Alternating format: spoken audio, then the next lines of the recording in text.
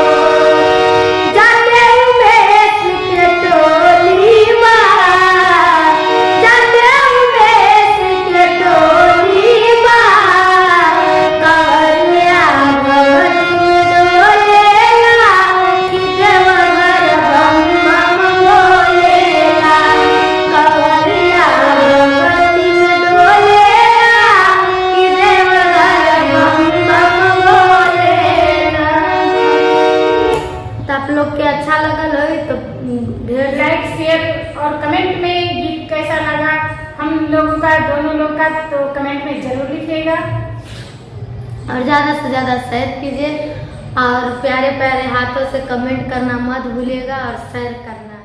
धन्यवाद।